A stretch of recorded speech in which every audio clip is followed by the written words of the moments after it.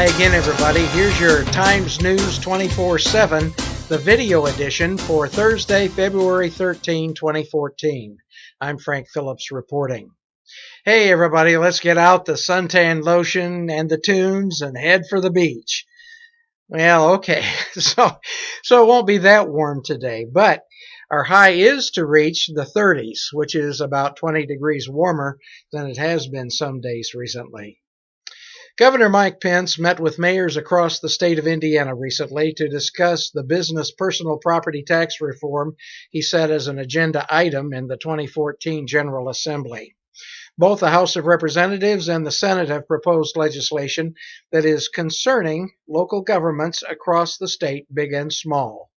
HB 1001 would eliminate all business personal property taxes if a county chooses to participate.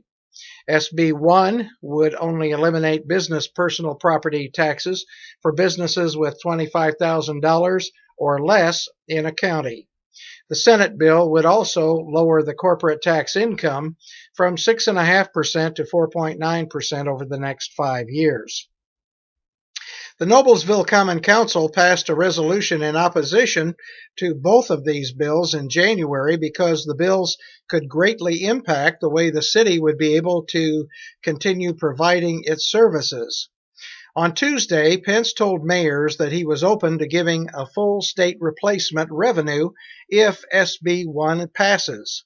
Noblesville Mayor John Ditzler, who attended a press conference the mayor held Tuesday, said he was encouraged by Pence's statement. If it's replaced, then it's fine, but we cannot do without that, Ditzler said.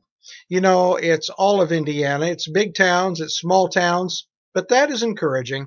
I think he's listening to those who are concerned. It's good. Terry Rich, executive director of the Business of Noblesville Schools, said the proposed legislation stands to take funding away from schools if passed, which could affect how much personnel the district is able to have. Rich said he would like to see the tax replaced if the measures pass.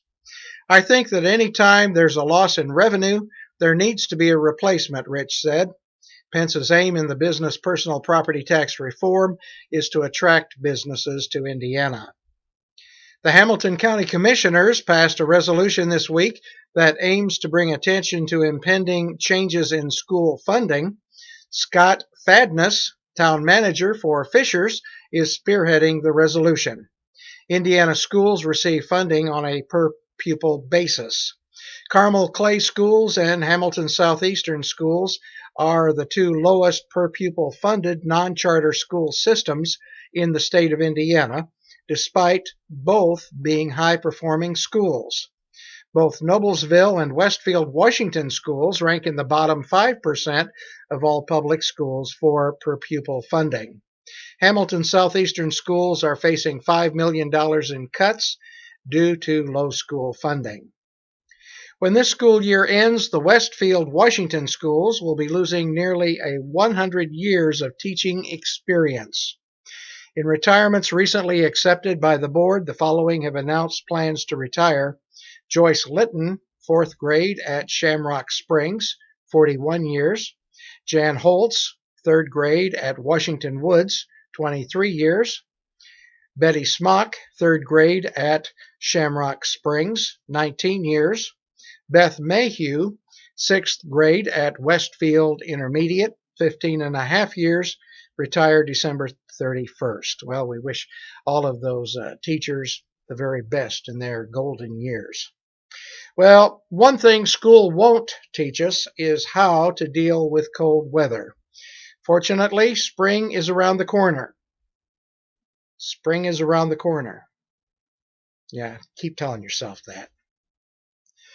For the Times News 24/7, the video edition, I'm Frank Phillips. You have an outstanding day.